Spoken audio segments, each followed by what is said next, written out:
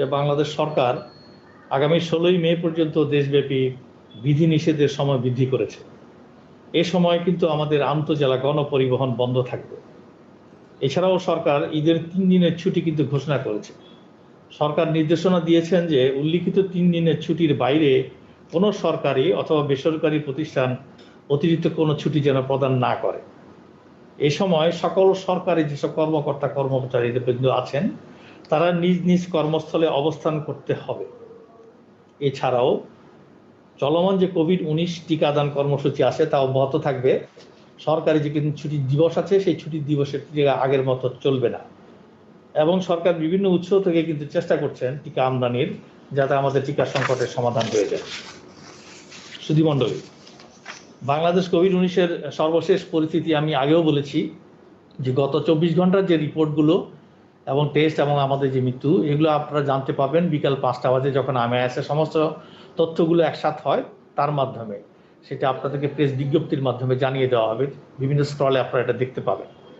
এর আগের দিনে অর্থাৎ 4 মে পর্যন্ত আমাদের যে সংখ্যাটা, সেখানে কিন্তু আপনারা দেখছেন যে আমরা প্রায় 21,984টা নমুনা পরীক্ষা করে সেখানে আমরা 1,914 জন পেয়েছিলাম। তার মানে হচ্ছে আমাদের সংক্রমণের যে টেস্ট পজিটিভ রেট, সেটার সংক্রমণটা কমে গিয়ে এখন 8.71% হয়েছে। এখানে বিশেষভাবে উল্লেখ্য যে আমাদের চলমান যেসব পরীক্ষাগারগুলো ছিল তার সংখ্যাটা কিছুটা বৃদ্ধি পেয়েছে। এখন প্রায় 420টি আরও বেড়ে গিয়ে 420টি চলমান পরীক্ষাগারে কিন্তু এই টেস্টগুলো হচ্ছে। আমাদের এখানে সুস্থতার হার এখনও কিন্তু 90 ভাগের অনেক বেশি, কিন্তু অত্যন্ত দুঃখজনক বিষয় হচ্ছে 4 তারিখ পর্যন্ত আমরা দেখেছি আমাদের মৃত্যু কিন্তু প্রায় 61 জন। এবং আপনি প্রথম থেকে যদি চিন্তা করে থাকেন, আমাদের মৃত্যুর হার কিন্তু খুব একটা কম নয়। 1.53% হচ্ছে আমাদের মৃত্যুর হার। একটি মৃত্যুও কাম্য নয়, সুতরাং যে কোনো মৃত্যুই আমাদের জন্য বেদনাদায়ক। আমি বলবো আমাদের হাসপাতালের ব্যবস্থাপনা আইসোলেশন সেন্টার সম্পর্কে আপনারা সকলে অবগত আছেন, এবং মূলত যেসব কোভিড-19 পরে রোগীগুলো থাকে তাদের মূল চিকিৎসায় কিন্তু আসলে অক্সিজেন প্রদান করা এবং লক্ষণ অনুযায়ী চিকিৎসা করা। আমাদেরকে বুঝতে হবে যে কোভিড-19 কিন্তু এখন পর্যন্ত কোনো চমৎকার কোনো ওষুধ আবিষ্কৃত হয়নি। তাই মূলত চিকিৎসাটা হচ্ছে সাপোর্টিভ, এবং তার জন্য আমাদেরকে অক্সিজেনকে ঠিকমতো দিতে হবে।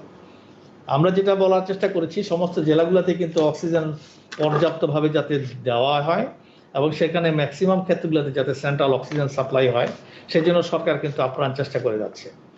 এবং এই পর্যায়ে যেসব ব্যবস্থাগুলো গ্রহণ করা হয়েছে তাতে দিনে দিনে ধীরে ধীরে কিন্তু অক্সিজেন বিভিন্ন জায়গায় দেওয়ার জন্য আমরা চেষ্টা চালিয়ে যাচ্ছি। অক্সিজেন বিভিন্নভাবেই দেওয়া যায়, নেজাল ক্যানুলা দিয়েও দেওয়া যায়, ফেস মাস্ক দিয়েও দেওয়া যায়। কতগুলো মাস্ক আছে, এটাকে বলে NRB মাস্ক, নন রিব্রিদার মাস্ক, তার মাধ্যমেও কিন্তু অনেক অক্সিজেন দেওয়া যায়।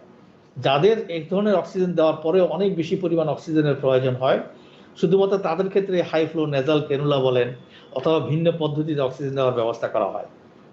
তাদের একটা কিছু কিছু পোর্শন আছে যাদেরকে হয়তো আইসিইউতে যেতে হয়। এই জন্য আমরা সবসময় যেন একটু শ্বাসকষ্ট হলে অস্থির না হয়ে যায়, আমাদের আইসিইউর প্রয়োজন হবে অথবা আইসিইউর প্রয়োজন হবে। এমনও হতে পারে যে সামান্য যেসব অক্সিজেনগুলো দেওয়া হচ্ছে ক্যানুলা অথবা ফেস মাস্ক দিয়ে, তাতেই অসংখ্য মানুষ কিন্তু ভালো হয়ে যেতে পারে। তার মধ্যেও আমি বলবো যে আমাদের হাই ফ্লো নেজাল ক্যানুলার সংখ্যাও বৃদ্ধি পেয়েছে। এখন বর্তমানে 1623টির মতো high flow nasal cannula, oxygen concentrator প্রায় 1400, এই ব্যবস্থা কিন্তু আমাদের রয়েছে। আমি একই সঙ্গে অক্সিজেনের বিষয়ে একটু বলার জন্য আমি আপনাদেরকে বলতে চাচ্ছি যে আমাদের কিন্তু অনেকগুলো অধিদপ্তর আছে। একটি অধিদপ্তর হচ্ছে গণপূর্ত অধিদপ্তর। তারা এই যে সেন্ট্রাল অক্সিজেন সরবরাহ করে তারা বিভিন্ন পদ্ধতিতে করে। একটা পদ্ধতি হচ্ছে লিকুইড অক্সিজেন ট্যাঙ্ক, একটা হচ্ছে ম্যানিফোল্ড কন্ট্রোল সিস্টেম। এর মাধ্যমে প্রায় 46টি হাসপাতালকে ওনারা সাপ্লাই দিচ্ছেন। আমাদের স্বাস্থ্য প্রকৌশলেরও কিন্তু একটা অধিদপ্তর আছে, তারা 19টি হাসপাতালে এই ম্যানিফোল্ড কন্ট্রোল সিস্টেম এবং লিকুইড অক্সিজেন সিস্টেমের মাধ্যমে অক্সিজেন সরবরাহ করছেন। নিমিউএন টিসি প্রায় 28টি হাসপাতালকে দিচ্ছেন এবং ইউনিসেফ 28টি হাসপাতালকে। তার মানে আমরা প্রায় 121টি হাসপাতালে কিন্তু সেন্ট্রাল অক্সিজেন সাপ্লাই দিচ্ছি, যেখানে লিকুইড অক্সিজেন ট্যাঙ্কের সংখ্যা 94 এবং ম্যানিফোল্ড অক্সিজেন কন্ট্রোল সিস্টেম হচ্ছে 121। এই ব্যবস্থাগুলো কিন্তু ইতিমধ্যে আমরা সম্পন্ন করতে পেরেছি। এটি একটি অত্যন্ত ভালো খবর। আমাদের ল্যাব সার্ভিসটাকে বৃদ্ধি করা হচ্ছে। আপনারা জানেন আমাদের যে 124টি RT-PCR ল্যাব আছে এবং 34টি জিন এক্সপার্ট ল্যাব, এটার সঙ্গে দিনে দিনেই কিন্তু র্যাপিড অ্যান্টিজেন টেস্টের ল্যাবের সংখ্যা বাড়ানো হচ্ছে। সর্বশেষ অ্যান্টিজেন টেস্টের ল্যাবের সংখ্যা করা হয়েছে 262টি। এ নিয়ে মোট 420টি ল্যাব চলমান পরীক্ষা পদ্ধতির মাধ্যমে কোভিড-19কে ডিটেকশন করছে। আমি বলবো সারা দেশে এই যে অ্যান্টিজেন টেস্ট, এটি দেওয়া যাতে টেস্ট ব্যবস্থা করা যায়, সরকার ব্যবস্থা করেছে, এবং যার মাধ্যমে আপনারা যে কেউ যদি টেস্ট করতে পারেন তাহলে 1 ঘন্টার ভিতরে রেজাল্ট জেনে যেতে পারবেন। আপনার এই রেজাল্টের জন্য 2 থেকে 3 দিন অথবা 4 দিনের যে বিপুল অপেক্ষার অবস্থাটা, এটা আর প্রয়োজন হচ্ছে না। এই জন্য আমি সকলকে আহ্বান জানাবো, আপনারা যারা যারা সংক্রমিত হচ্ছেন এই ঊর্ধ্বমুখী সময়ে, যাদের বিভিন্ন রকম সিমটম আসছে, তারা র্যাপিড অ্যান্টিজেন টেস্ট করে সেদিনই জেনে নিন আপনার আসলে টেস্টের রেজাল্ট কি পজিটিভ নাকি নেগেটিভ। আমরা বারে বারে বলছি যে দেখেন, আমাদের যেসব সংক্রমণ, এই সংক্রমণের বিভিন্ন রকম পরিস্থিতি আমরা পর্যবেক্ষণ করছি। বিগত 7 দিনের যদি আমরা সংক্রমণের পরিস্থিতি দেখি, তাহলে আমরা বলবো যে আমাদের পরিস্থিতি এখন আগের চেয়ে ভালো। প্রায় একটা সময় ছিল এপ্রিলে, আপনারা দেখেছেন 6 থেকে 7 হাজার পর্যন্ত রোগী হতো এবং টেস্ট পজিটিভিটি রেট বেড়ে বেড়ে প্রায় 20 ভাগের কাছাকাছি চলে গিয়েছিল। সেখান থেকে ক্রমাগত এই গত 7 দিন এটা কমতে কমতে 10-9 হয়ে হয়ে এখন প্রায় 8.71-এ চলে এসেছে। আমরা চাই আমাদের এই যে সংক্রমণের পরিস্থিতি নিচের দিকে চলে আসছে, এটা যেন অব্যাহত থাকুক। কিন্তু সেটা করতে গেলে আমাদেরকে দুটো জিনিস অবশ্যই নিশ্চিত করতে হবে। একটা হচ্ছে স্বাস্থ্যবিধিকে নিশ্চিত করতে হবে, আর দ্বিতীয়ত হচ্ছে জনসাধারণ যারা আছেন তাদের চলাচল সীমিত করতে হবে।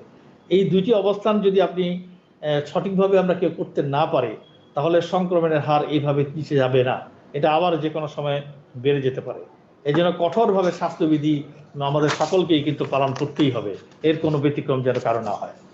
আমরা যদি সংক্রমণের চিত্রটা এপ্রিল মাসে খেয়াল করে দেখবেন যে আমাদের প্রায় 1,40,364টা রোগী আমরা এপ্রিল মাসে দেখতে পেরেছি বিভিন্ন সময় বাংলাদেশে। এই মাসে মে মাস থেকে যখন শুরু করছি আমরা, তখন আমাদের কিন্তু 6,464টা পেশেন্ট গত 5 দিনে কিন্তু রেকর্ড হয়েছে। যদিও আমরা বলছি যে আমাদের সংক্রমণ নিম্নমুখী হচ্ছে, কিন্তু এতে আত্মপ্রসাদে ভোগার কোনো সুযোগ নেই। আমরা যতদিন পর্যন্ত আমাদের নতুন কেস সংখ্যা একেবারে শূন্য করতে না পারি, ততদিন পর্যন্ত আমরা আসলে কখনোই স্বস্তিতে থাকতে পারবো না। কারণ আমাদের কাছে যদি এমনও হয় কয়েকটা অসংখ্যক রোগী আমরা ছেড়ে দিয়ে রাখেছি, তাহলে ওরাই কিন্তু ধীরে ধীরে ধীরে ধীরে তাদের কাছাকাছি ক্লোজ কন্ট্যাক্টের মাধ্যমে অসংখ্য রোগী সৃষ্টি করে ফেলতে পারে। সুতরাং আমাদের আত্মপ্রসাদে ভোগার কোনো সুযোগ নেই। আমাদের বর্তমানে বিভিন্ন যে সকল হাসপাতাল আছে, এগুলো শয্যার সংখ্যা নিয়ে আমরা সবসময় চিন্তিত থাকি। আমি বলবো আমাদের ডিরেক্টর জেনারেল হেলথ সার্ভিস অথবা স্বাস্থ্য অধিদপ্তর MIS আছে, সেখানে হাসপাতালের সংখ্যাতে গিয়ে আপনারা কোন জেনারেল বেড কোথায় খালি আছে, কোনটা পরিপূর্ণ আছে, ICU বেড বলেন অথবা ICU সমতুল্য যেসব বেডগুলো আছে, আমাদের যেসব অক্সিজেন কনসেন্ট্রেটর সহ HDU বেড আছে, সে সংখ্যাগুলো আপনারা জেনে নিতে পারবেন। তাহলে অসুস্থ রোগী যদি বাসায় থেকে থাকে, সেটা জেনে তারপর ওই হাসপাতালে যদি আপনারা যান, তাহলে আপনার জন্য সুবিধা হবে। আমি যদি বলি সরকারি প্রতিষ্ঠানে যদি হয়, এখন পর্যন্ত আমাদের হাই ফ্লো নেজাল ক্লিনার সহ যেসব ICU সমতুল্য বেড, মানে যেখানে আপনি সাপোর্ট দিতে পারছেন, প্রায় 474টির মতো কিন্তু এখন পর্যন্ত আছে, এবং 184টি কিন্তু সমতুল্য বেড আছে। বেসরকারি হাসপাতালে প্রায় 357টি হাই ফ্লো নেজাল ক্লিনার সহ ICU বেড এবং অক্সিজেন কনসেন্ট্রেটর সহ HDU বেড আছে 108টি। তাহলে আমাদের কিন্তু কোভিড জেনারেল বেডের সংখ্যা যদি আমরা ভেবে থাকি, প্রায় 12,289 সর্বমোট আছে, সেখানে কিন্তু খালির সংখ্যা এখন বেশি, প্রায় 9,000 খালি আছে। ICUর কথাও যদি বলেন, সারা বাংলাদেশে আমরা যদি বলি প্রায় 1,090টির মতো শয্যার সংখ্যা ICUতে আছে, তার প্রায় অর্ধেক 586টি বেড কিন্তু আসলে খালি আছে। সুতরাং আমরা যেন ভীত সন্তুষ্ট না হই। আমাদের যদি কোনো সময় রোগ হয়ে যায় অথবা কারো হয়ে থাকে, সঠিক নির্দেশনাটা জেনে, সঠিক তথ্য জেনে যেন আমরা আমাদের সিদ্ধান্তে আসতে পারি, এটার জন্য আমি সকলকে আহ্বান জানাচ্ছি। পয়েন্ট অফ এন্ট্রি, যেখানে আমাদের মানুষজন ঢুকছেন, তার কিছু আপডেট আপনাদেরকে বলি। বেনাপোল থেকে আপনারা দেখবেন আমাদের যেসব রোগীরা এসছে তাদের সংখ্যাটা হচ্ছে প্রায় 1259, এবং এদের প্রায় ফ্যাসিলিটিতে, অর্থাৎ হোটেল হোক অথবা কোনো জায়গায় হোক, তাদেরকে কোয়ারেন্টাইন করে রাখা হচ্ছে 1252 জন। শুধুমাত্র ফ্যাসিলিটিতে রোগ হয়ে আইসোলেশন আছে তার সংখ্যাও কিন্তু 7। তাহলে এদেরকে কিন্তু একেবারে 14 দিন পর্যন্ত যারা কোয়ারেন্টাইনে আছেন থাকবেন, এবং যারা আইসোলেশন আছেন মিনিমাম 14 দিন পর্যন্ত তারা সেখানে অবস্থান করবেন। আখাউড়াতে আমাদের 45 জন ফ্যাসিলিটিতে আইসোলেশনে আছেন। আমাদের যে এয়ারপোর্ট আছে ঢাকায়, সে আন্তর্জাতিক এয়ারপোর্টের টোটাল ট্রাভেলার সংখ্যা এর মধ্যে 19 এপ্রিল থেকে 10 মে পর্যন্ত 14,800 জন এসেছেন। তাদের মধ্যে ফ্যাসিলিটিতে, অর্থাৎ একটা ইনস্টিটিউশনে কোয়ারেন্টাইন আছেন 7,514 জন। আমরা চাই আমাদের যারাই বিদেশ থেকে আমাদের এখানে আসুক না কেন, তারা যেন অবশ্যই 14 দিনের কোয়ারেন্টাইন থেকে খুব সঠিকভাবে পালন করেন। এখানে কিন্তু তারতম্য করার কোনো সুযোগ নেই। বিশেষ করে আপনারা সকলে অবগত আছেন যে আমাদের পার্শ্ববর্তী দেশ ভারতে অত্যন্ত উচ্চ সংক্রমণ ও অত্যাধিক মৃত্যু হার চলছে। সেখানে ভয়ঙ্কর অবস্থা সিচুয়েশন হয়েছে। তাই ওই স্থান থেকে যদি কোনো মানুষজন আমাদের বাংলাদেশে এসেও থেকে থাকেন, তাদের প্রতি বিনীত রিকোয়েস্ট থাকবে, প্লিজ আপনারা 14টা দিন এই কোয়ারেন্টাইন স্ট্রিক্টলি মেনটেন করতেই হবে। এটা আমাদের দেশের জন্য, আমাদের দেশের মানুষের জন্য অত্যন্ত উপকারী। এবং আমরা যারা যারা আমাদের বাংলাদেশে অবস্থান করছি বিভিন্ন স্থানে এই বিধি নিষেধের মাধ্যমে, যদি আমরা অসুস্থ হয়ে যাই, চট করে যেন নিজেরা একটা আইসোলেশন হয়ে যেতে পারি বাসায়, এবং একই সঙ্গে আমরা টেলিমেডিসিন সেবা নিতে পারি। আমাদের যে স্বাস্থ্য বাতায়ন 16263 অথবা IDCR 10655, এখানে আমরা যেন সহযোগিতা নিয়ে দিই। আমাদের 24 থেকে 24/7 অথবা 24 ঘন্টা 7 দিনেই কিন্তু এই টেলিমেডিসিন সার্ভিস অব্যাহত আছে, এটা আপনারা নিতে পারেন। কোভিড-19 ভ্যাকসিন সম্পর্কে আমি কিছু সংক্রান্ত তথ্য দিই, যে আমাদের এখানে দেখবেন যে 27 তারিখ থেকে কিন্তু শুরু হয়েছে প্রথম ডোজ দেওয়া। এই পর্যন্ত প্রায় 58,19,719 জন আসলে প্রথম ডোজ নিয়েছেন, এবং দ্বিতীয় ডোজ নিয়েছেন, আর যেটি 8 তারিখ থেকে শুরু হয়েছে 8/4 থেকে, প্রায় 30,23,169 জন। তার মানে আমাদের 2টি ডোজ নিয়েছেন এমন সংখ্যা প্রায় গিয়ে দাঁড়াচ্ছে প্রায় 88 লক্ষ। আমাদের হাতের কাছে 1,02,00,000 ভ্যাকসিন ছিল। তার মানে হচ্ছে আমাদের সর্বশেষে যদি আমরা হিসাব করি, প্রায় 14 লক্ষ ভ্যাকসিন আমাদের হাতের কাছে রয়ে গেছে। এর বাইরে কিন্তু আমাদের যদি কোনো ভ্যাকসিন না আসে, একটা সংকটের সৃষ্টি হবে। পয়েন্টস অফ এন্ট্রি সম্পর্কে যে তথ্যগুলো দেওয়া হয়েছে, তাতে আরও একটা জিনিস অ্যাড করতে চাই। শর্ত সাপেক্ষে দেখবেন 38টি দেশ, অন্যান্য দেশে বিমান চলাচল কিন্তু এখনো আছে। তবে অতি ঝুঁকিপূর্ণ 12টি সহ মোট 38টি দেশে বিমান চলাচলের জন্য বিশেষ শর্ত প্রদান করা হয়েছে। 12টি অত্যন্ত ঝুঁকিপূর্ণ দেশ থেকে শুধুমাত্র কেবল প্রবাসী বাংলাদেশি অথবা যারা বাংলাদেশের নাগরিক তারা আসতে পারবেন। এক্ষেত্রে বাংলাদেশ দূতাবাসের কিন্তু বিশেষ অনুমতি নিতে হবে, এবং দেশে আসার পর যেটি বারে বলা হচ্ছে 14 দিনের বাধ্যতামূলক প্রাতিষ্ঠানিক কোনো কোয়ারেন্টাইনে তাদেরকে থাকতেই হবে। সম্মানিত সংবাদ কর্মীবৃন্দ এবং আপনারা যারা শুনছেন, আমি আপনাদেরকে জানাতে চাই যে ঈদ উল ফিতরের পূর্বেই আমাদের দেশে কিন্তু সকলে জানেন যে চীন থেকে একটা ভ্যাকসিন আসার সুযোগ আছে, এবং এটা দ্রুতগতিতে পৌঁছাবে বলে আমরা আশা করছি। এটা ছাড়াও আমাদের রাশিয়ার যে স্পুটনিক ভ্যাকসিন বাংলাদেশে এইখানে আসার জন্য যে ছাড়পত্র প্রয়োজন, সেটি বর্তমানে স্বাস্থ্য ও পরিবার কল্যাণ মন্ত্রণালয় অবস্থান করছে। আমরা আশা করছি দ্রুতগতিতে এটি প্রদান করা হলে রাশিয়ার ভ্যাকসিন ও স্পুটনিক 5 নিয়েও আমাদের ইতিবাচক বিষয়গুলো চলে আসবে। এছাড়া আমাদের বাংলাদেশের রেনাটা একটা ফার্মাসিউটিক্যালস আছে, আপনারা জানেন, তারা মডার্নার ভ্যাকসিনটাকে দেশে আমদানি করার জন্য আবেদন করছে, এবং এই প্রসঙ্গে আলাপ আলোচনা বিদ্যমান আছে। সম্মানিত গণকর্মবৃন্দ, আমি আপনাদের জানাতে চাই যে দেশের 3টি ফার্মাসিউটিক্যালস কোম্পানি কিন্তু ইতিমধ্যে সরকারের সাথে যোগাযোগ করেছে যে তাদের বাংলাদেশেই কোভিড ভ্যাকসিনের উৎপাদনের জন্য চেষ্টা চালিয়ে যাবে, এবং তাদের সক্ষমতা বাংলাদেশ সরকার স্বাস্থ্য অধিদপ্তর তরফ থেকে ইতিমধ্যে দেখা হয়েছে। এই 3টি কোম্পানি, ফার্মাসিউটিক্যালস কোম্পানি, সারা দেশে প্রায় 1 বছরের মধ্যে 1.5 কোটি পরিমাণ ভ্যাকসিন উৎপাদন করতে সক্ষম হবে বলে আশাবাদ ব্যক্ত করছি। সুধীমণ্ডলী এবং আমাদের গণমাধ্যমের সংকট, আমাদের সকলের ভিতরে একটা আশঙ্কা আছে যে আমাদের প্রথম ডোজ এবং দ্বিতীয় ডোজ নিয়ে। আমি বিষয়টি নিয়ে আপনাদের সঙ্গে একটু আলোচনা করতে চাই। আমরা অনেকেই কিন্তু প্রথম ডোজ নেওয়ার পরে চিন্তিত আছি যে আমাদের দ্বিতীয় ডোজটিকে আমরা 8 সপ্তাহ পরে নিতে পারবো কিনা। সরকার কিন্তু সিদ্ধান্ত নিয়েছিল যে প্রথম ডোজের পরে দ্বিতীয় ডোজটি হবে 8 সপ্তাহ পরে। আপনারা যদি বৈজ্ঞানিকভাবে দেখেন তাহলে দেখবেন যে ভ্যাকসিনটা আমরা ব্যবহার করছি অক্সফোর্ড অ্যাস্ট্রাজেনেকা, সেটি শুধু 8 সপ্তাহ নয়, 12 সপ্তাহ পরেও কিন্তু কার্যকর হয়, এবং এটি কিন্তু পূর্ণ মাত্রায় প্রোটেকশন কিন্তু আমাদেরকে দিতে পারে। তাহলে 8 সপ্তাহের মধ্যেই যদি আপনাকে ভ্যাকসিন নিতে না পারেন, চিন্তার কিছুই নেই, 12 সপ্তাহের মধ্যেও কিন্তু আপনি ভ্যাকসিন নিতে পারবেন। এবং ইতিমধ্যে দেখানো হয়েছে যে যদি একটি মাত্র ভ্যাকসিনের ডোজও কেউ যদি পেয়ে যায়, তাহলে 76% সম্ভাবনা থাকে তার ভালো প্রোটেকশন পাওয়ার। আমাদের এই ভ্যাকসিন দিয়ে যে ইমিউনিটি ডেভেলপ করে আমরা বলি, অর্থাৎ রোগ প্রতিরোধ ক্ষমতা, তার শুধুমাত্র যে আসলে বি সেল মেডিয়েটেড অ্যান্টিবডি দিয়ে হয় তা নয়, আরেকটি পদ্ধতি আছে, এটাকে বলে টি সেল মেডিয়েটেড ইমিউনিটি। তার মাধ্যমেও দীর্ঘ সময় পর্যন্ত কিন্তু আমাদের মেমোরি বলেন, অর্থাৎ স্মৃতির মাধ্যমে এরা ধরে রাখতে পারে। যখনই কোনো রোগ সংক্রমণ হবে তারা তখনই রেসপন্স করে প্রোটেকশন দিতে পারে। এই জন্য 12 সপ্তাহ পরবর্তী সময়েও এমন সুযোগ থাকবে এই ভ্যাকসিন দিয়ে গিয়ে আপনার প্রোটেকশন নেওয়ার। তাই যারা প্রথম ডোজ নিয়ে দ্বিতীয় ডোজ দিতে পারছেন না অথবা সংকটের জন্য অত্যন্ত বিব্রতকর অবস্থায় আছেন বলে মনে হচ্ছে, তাদেরকে নিশ্চিত বলতে চাই ভয়ের কোনো কারণ নেই। এই ভ্যাকসিনগুলো 8 সপ্তাহ পরে 12 সপ্তাহ, ইভেন কি 12 সপ্তাহ পরবর্তী সময়েও কিন্তু নেওয়া যেতে পারে। তাই এই রকম সংকটে অথবা এই ধরনের সংশয় যেন আমাদের মধ্যে না থাকে যে প্রথম ডোজ পেলাম দ্বিতীয় ডোজ পেলাম না, এই সংশয় থেকে আমরা মুক্ত থাকতে চাই। দ্বিতীয়ত আরেকটি বিষয় আছে, এটি হচ্ছে আমরা এক ভ্যাকসিন নিয়েছি অক্সফোর্ড অ্যাস্ট্রাজেনেকার, আপনারা সকলেই অবগত আছেন, সেরাম ইনস্টিটিউটের মাধ্যমে বর্তমানে কোনো দেশই আসলে তাই অক্সফোর্ড অ্যাস্ট্রাজেনেকার ভ্যাকসিনটা ঠিকমতো পাচ্ছে না। তাহলে আমরা যেসব ভ্যাকসিনগুলোর কথা বলছি, রাশিয়ার স্পুটনিক অথবা চায়নার যেসব ভ্যাকসিন অথবা ফাইজার যদি আমাদের কোভ্যাক্সের মাধ্যমে আসে, এই ভ্যাকসিন কি আমরা দিতে পারবো কিনা, মিক্সড ভ্যাকসিন দেওয়া যাবে কিনা একটা ভ্যাকসিন দিয়ে, এটা নিয়ে বর্তমানে কোনো ডাটা আসলে নেই। সারা পৃথিবীতে নিয়ে কিন্তু বৈজ্ঞানিকভাবে বিভিন্ন ধরনের রিসার্চ চালু আছে। অক্সফোর্ড অ্যাস্ট্রাজেনেকার পরে স্পুটনিক দিয়ে, অথবা স্পুটনিক দেওয়ার পরে অক্সফোর্ড অ্যাস্ট্রাজেনেকা দিয়ে, অথবা অক্সফোর্ড অ্যাস্ট্রাজেনেকার ভ্যাকসিন দেওয়ার পরে ফাইজার, অথবা ফাইজারের পরে অক্সফোর্ড অ্যাস্ট্রাজেনেকা, এরকম বিভিন্ন মিক্সিংয়ের মাধ্যমে যে আপনার ভ্যাকসিন দেওয়া যায় কিনা, এটা বিদ্যমান চলমান রিসার্চের মাধ্যমে চলছে। এই রেজাল্টগুলো চলে আসলে আমাদের সিদ্ধান্ত নিতে সুবিধা হবে। আমাদের বাংলাদেশে ন্যাশনাল টেকনিক্যাল ইমিউনাইজেশন কমিটি আছেন, ওনারা একসঙ্গে বসে এই ব্যাপারে সমস্ত কাগজপত্র দেখে বৈজ্ঞানিকভাবে সিদ্ধান্ত নেবেন যে আমাদের এই মিক্সিং পদ্ধতিতে আমরা প্রথম ডোজ এবং দ্বিতীয় ডোজে যেতে পারবো কিনা। সময়ই আমাদেরকে এটা বলবে। তবে আশঙ্কার বিষয় নেই, কারণ পৃথিবীব্যাপী বিভিন্ন সময় ইমার্জেন্সি সিচুয়েশন যেসব অ্যারাইজ করেছে, তাতে কিন্তু ইতিপূর্বে একটি ভ্যাকসিন এবং পরবর্তীতে অন্য ম্যানুফ্যাকচারের ভ্যাকসিন দেওয়ার অভিজ্ঞতা আছে।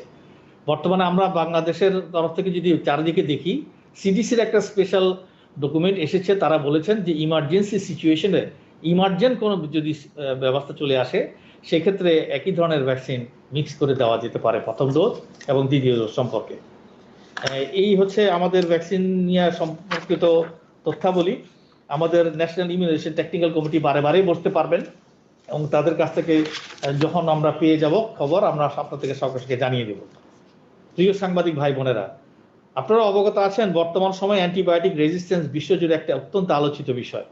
অ্যান্টিবায়োটিকের যথেচ্ছ এবং অনিয়ন্ত্রিত ব্যবহারের কারণে অ্যান্টিবায়োটিকের কার্যক্ষমতা হ্রাস পাচ্ছে এবং বেশিরভাগ ওষুধ এখন আর কিন্তু কাজ করছে না। আমাদের মাননীয় প্রধানমন্ত্রী অতি সম্প্রতি one health global leaders group on antibiotic resistance এই ফোরামে এই বিষয়ে বিশ্ববাসীর কিন্তু দৃষ্টি আকর্ষণ করেছেন, এবং এই পরিস্থিতি এখনই যদি আমরা মোকাবেলা করতে না পারি, তাহলে অদূর ভবিষ্যতে কোভিড-19 চেয়েও অত্যন্ত বড় মহামারী আমাদের জন্য মোকাবেলা করতে হতে পারে বলেই সকলকে সতর্ক করেছেন। মাননীয় প্রধানমন্ত্রী বিশ্ব ফোরামে 7টি প্রস্তাব করেন এই অ্যান্টিবায়োটিক রেজিস্ট্যান্স মোকাবেলায়। তিনি বিশ্বব্যাপী এই অ্যান্টিবায়োটিক রেজিস্ট্যান্স প্রতিরোধে ব্যাপক নজরদারি এবং বৈশ্বিক ও আঞ্চলিক লক্ষ্যমাত্রা নির্ধারণ এবং সমীক্ষার উপর জোর প্রদান করেন। এছাড়া তিনি ভিন্ন ভিন্ন রাষ্ট্রের সঙ্গে আমাদের যে নলেজ শেয়ার, এটার উপরে অনেক বেশি গুরুত্ব প্রদান করেছেন। সুধীমণ্ডলী, আমাদের স্বাস্থ্য অধিদপ্তরের নন কমিউনিকেবল ডিজিজ কন্ট্রোলের একটা প্রোগ্রামের কথা বলতে চাই। দেশের বিভিন্ন মেডিকেল কলেজ, জেলা হাসপাতাল এবং উপজেলা হাসপাতালে non communicable disease control DGHS এর তরফ থেকে 350টি ইসিজি মেশিন ইতিমধ্যে সরবরাহ করা হয়েছে। 28টি জেলায় 5টি করে, 70টি উপজেলা লেভেলে 2টি করে ইসিজি মেশিন দেওয়া হয়েছে। এছাড়া ভিন্ন মেডিকেল কলেজগুলোতে আমরা প্রায় 30টি ইসিজি মেশিন প্রদান করেছি। এই মেশিনগুলো আমাদের হৃদরোগে যেসব রোগীরা আছেন তাদেরকে রোগ ডিটেকশন করার জন্য অথবা প্রতিরোধে বিশেষ ভূমিকা পালন করবে। আপনারা সকলে অবগত আছেন, আমাদের কিছুদিন পূর্বেও বরিশাল বিভাগে অত্যন্ত ভয়ঙ্কর একটি ডায়রিয়া সংক্রমিত হয়েছিল, এবং বর্তমানে সেটি অত্যন্ত ভালো অবস্থায় আছে। বরগুনা থেকে শুরু করে বরিশালের ভোলাতে এটি ভয়ঙ্কর আকারে যে ধারণ করেছিল তা এখন অনেকটাই নিয়ন্ত্রণের মুখে। আমাদের NCDC তরফ থেকে বরিশাল বিভাগের রোগীদের জীবন রক্ষার্থে একই সঙ্গে আমরা দ্রুত গতিতে 35,000 কলেরা স্যালাইন প্রদান করতে সক্ষম হয়েছি, এবং এর মাধ্যমে আমাদের ওখানে যারা কাজ করছেন, থানা হেলথ ফ্যামিলি প্ল্যানিং অফিসার, ডাক্তাররা, সিভিল সার্জনরা, তাদেরকে আমি ভূয়সী প্রশংসা করি যে এই প্রচণ্ড করুণ একটা পরিস্থিতি থেকে কিভাবে তারা অতি দ্রুত গতিতে তাদের সমস্ত ডায়রিয়া রোগাক্রান্ত রোগীদেরকে সেবা দান করে তাদেরকে রক্ষা করতে সক্ষম হয়েছে। এই জন্য আমি তাদেরকে সাধুবাদ জানাই। পরিশেষে আমি আমাদের বর্তমান সময়ে যারা কোভিড-19 এই যে বিধি নিষেধের মধ্যেও চারিদিকে মার্কেটে একই সঙ্গে রোজার সময় বিভিন্ন বাজারে চলাফেরা করছেন, তাদের জন্য কয়েকটি গুরুত্বপূর্ণ কথা বলতে চাই, বিশেষ করে ক্রেতার দায়িত্বে যারা আছেন। একটা হচ্ছে, আপনারা যারা জরুরি কেনাকাটা ছাড়া শপিং মল বাজারে ঘোরাঘুরি করছেন, প্লিজ এ থেকে নিজেকে বিরত রাখুন। একসঙ্গে অনেকেই মিলে না গিয়ে যথাসম্ভব একা একা বাজারে অথবা মার্কেটে যাওয়ার চেষ্টা করুন। কোনো অসুস্থ ব্যক্তি, যেটা জ্বর, কাশি, গলা, শ্বাসকষ্ট, অত্যধিক দুর্বলতা, ডায়রিয়া অথবা যে কোনো অসুস্থতা থেকে থাকুক না কেন, বয়স্ক কোনো ব্যক্তি, গর্ভবতী মা, কোমরবিডিটি আছে অথবা দীর্ঘমেয়াদী অসুস্থতা আছে, এমন কোনো ব্যক্তি শপিং মল, সুপার মার্কেট, দোকান, কাঁচা বাজার, রেস্টুরেন্টে প্রবেশ করবেন না। আমাদেরকে খেয়াল করতে হবে কোভিড-19 মৃত্যু কিন্তু এসব রিস্কি রোগীদের অনেক বেশি হচ্ছে। তিনি চিকিৎসা সেবার প্রয়োজনে শুধুমাত্র ঘর থেকে বের হবেন। শপিং মল, সুপার মার্কেট, দোকান, কাঁচা বাজার, রেস্টুরেন্টে ঢোকা ও অবস্থানকালীন সময়ে সর্বদা নাক মুখ ঢেকে মাস্ক পরে থাকুন। আপনারা ঘন ঘন সাবান পানি দিয়ে অথবা 70% অ্যালকোহল যুক্ত হ্যান্ড স্যানিটাইজার দিয়ে হাত পরিষ্কার করুন। নাক মুখ চোখ স্পর্শ করবেন না। মাস্ক সাধারণত বাইরে গেলে খুলবেন না। আমরা যে মাস্কটা পরিধান করি এটাকে আমরা এক্সটেন্ডেড ইউজ বলছি। এই সময়টা হচ্ছে 6 থেকে 8 ঘন্টা। এর মধ্যে যদি এটা আমরা খুলে ফেলি এবং আবারও পরি, এই মাস্কের কার্যকারিতা আসলে থাকবে না। প্রয়োজন বোধে আমরা যদি ফিল করি বাসা থেকে বাজার করার জন্য শপিং ব্যাগ অথবা সুপার মার্কেটে যদি যাই তাহলে নিয়ে যেতে পারি। শপিং মলে ঢোকার সময় বিক্রেতা এবং অপেক্ষমান অন্যান্য ক্রেতাদের সঙ্গে অ্যাটলিস্ট 3 ফুট শারীরিক দূরত্ব আপনারা মেনটেন রাখুন অথবা বজায় রাখুন। শপিং মল, সুপার মার্কেট, দোকান, কাঁচা বাজার, রেস্টুরেন্টে একই সময়ে অবস্থানের জন্য যে সংখ্যক ক্রেতা নির্ধারিত আছে তার চেয়ে যদি অধিক সংখ্যক ক্রেতা হয়ে যান তাহলে একটু খোলা জায়গায় অপেক্ষা করুন। মনে রাখবেন, খোলা জায়গাতে যদি আমরা কিছুটা দূরত্ব মেনটেন করে রাখতে পারি তাহলে আমাদেরকে এটা অনেক বেশি পরিমাণ প্রোটেকশন দিবে। এই সকল স্থান থেকে বাড়িতে ফেরার পর আপনার যদি যেসব জামা কাপড় আছে এগুলোকে ধুয়ে ফেলুন, একটু সাবান দিয়ে গোসল করে ফেলার চেষ্টা করুন। আমি বলবো শপিং মল, সুপার মার্কেট, দোকান এবং কাঁচা বাজার, রেস্টুরেন্টের কর্তৃপক্ষ যারা আছেন তাদের জন্য নির্ধারিত যেসব আরোপিত দায়িত্ব আছে সর্বতভাবে তা পালন করার জন্য সহায়তা করুন। যদি সেটি আমরা সঠিকভাবে না দেখি দোকানপাট বন্ধ করে দেওয়ার জন্য করতে বলে আছে। এই জন্য মার্কেটে এবং বাজারে আপনারা যারা আছেন তারা সকল নিয়ম কানুন মেনে চলবেন। এবং আপনারা যারা ক্রেতা আছেন তাদের প্রতি একটাই বিনীত রিকোয়েস্ট, মার্কেটে অথবা বাজারে যখন যাচ্ছেন আপনারা বিনীত রিকোয়েস্ট, খাওয়া দাওয়া থেকে বিরত থাকুন। আপনি যখনই খেতে যাচ্ছেন তখনই কিন্তু মাস্ক আপনাকে খুলে ফেলতে হচ্ছে। আপনি কিন্তু বিপজ্জনক পরিস্থিতিতে পড়ে যেতে পারেন। আপনি গেলেন বাজার করতে কিন্তু বাসায় আসার সময় হয়তো কোভিড-19কে নিয়ে আসতে পারেন। সুধী মণ্ডলী এবং মিডিয়া কর্মী যারা আছেন তাদের সকলের উদ্দেশ্যে বলতে চাই, আমরা কোভিড ভ্যাকসিন নিয়ে যেন অতিমাত্রায় শঙ্কিত না হই। আমাদের যে মাস্ক আছে এটাই কিন্তু আমাদের ভ্যাকসিন হিসাবে কাজ করবে। আমরা যে ফিজিক্যাল ডিস্টেন্সিং মেনটেন করছি এটা আমাদের শরীরের ইমিউনিটি অথবা ক্ষমতা দেবে। আসুন সকলে মিলে কোভিড-19 স্বাস্থ্যবিধি মেনে চলি, সকলে সুস্থ থাকার চেষ্টা করি। ইতিমধ্যে সকলকে ঈদের অগ্রিম শুভেচ্ছা জানিয়ে আজকে শেষ করছি কোভিড-19 স্বাস্থ্য অধিদপ্তর তরফ থেকে স্বাস্থ্য বুলেটিন। ধন্যবাদ সবাই।